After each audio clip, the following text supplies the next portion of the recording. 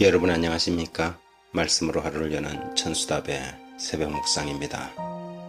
디모데전서 4장을 금욕주의라는 제목으로 묵상합니다. 기독교의 가르침을 잘못 오해하면 금욕주의로 흐를 가능성이 있습니다.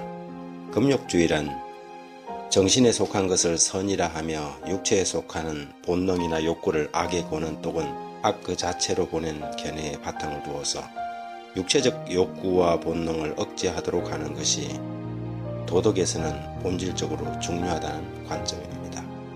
참된 그리스도인은 자신의 욕구를 반드시 의지의 지배 아래 두지요. 인간이 가진 기본적인 욕구는 하나님이 허락하신 원래의 것들입니다. 그런데 지나치게 인간의 욕구를 정죄시하고 모든 욕구를 물리치고 거부해야 한다는 주장이나 음식물을 제한함으로 자신의 육체를 지나치게 학대하는 무리들이 교회 안에 나타나기 시작했습니다. 그 가운데 영지주의가 있었는데 영지주의자들은 모든 물질이 악하고 인간의 몸도 물질적인 것이므로 억제하고 부인해야 할 정욕들을 갖고 있음이 틀림이 없다고 믿었습니다. 이 이론에 따르면 결혼은 육신의 정욕에 대한 굴복이며 따라서 죄되다고 그렇게 가르쳤습니다.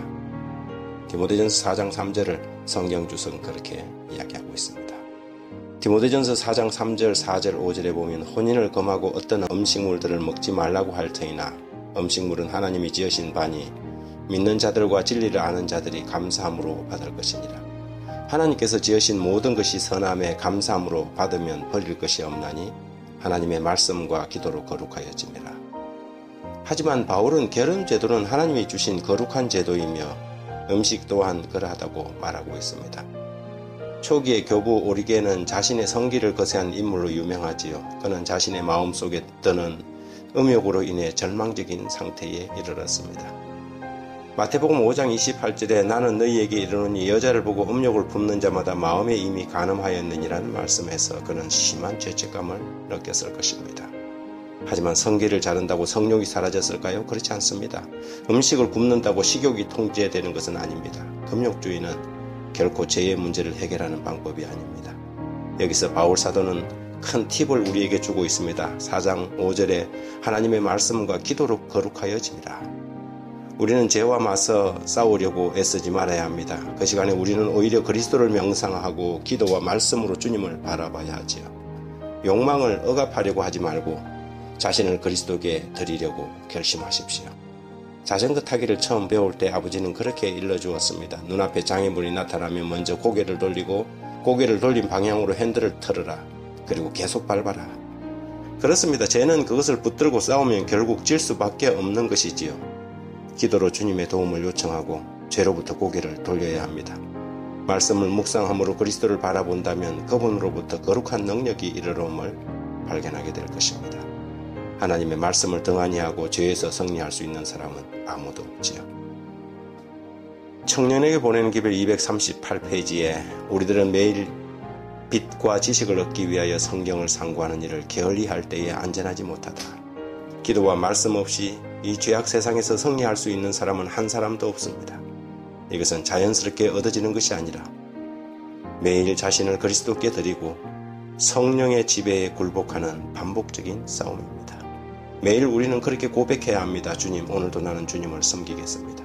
제 마음을 주님께 드립니다. 주께서 제 안에 계셔서 제 삶을 주장해 주십시오. 육체는 반드시 지배를 받아야 한다. 사람의 고상한 능력이 그것을 지배하여야 한다. 정욕은 의지의 통제를 받아야 하고 의지는 또한 하나님의 통제 아래 있어야 한다. 하늘의 은총으로 말미암아 성화된 이성의 왕권이 우리의 생활을 주관하여야 한다. 사도는 다시 이렇게 말합니다. 육체의 연단은 약간의 유익이 있으나 경건은 범사에 유익하니 금생과 내생의 약속이 있느니라. 육체의 연단이 전혀 무용하지는 않지만 마음과 정신을 굴복시키는 훈련은 더 중요하고 요긴한 일임을 강조합니다. 이런 연습은 한 번 혹은 간혹 할 일이 아니라 매일 매순간 우리의 모든 의무가 되어야 하겠습니다. 하나님 아버지, 어찌할 수 없는 죄인이 주님을 바라봅니다. 주님 앞에 두 손을 들고 날마다 나갑니다. 주님 안에 머물게 해주시고 주의 말씀 우리 안에 있게 해주십시오. 매 순간에 주님을 기쁘시게 하는 믿음의 사람이 되게 해주십시오. 오늘도 우리의 의지를 주님의 편에 둡니다.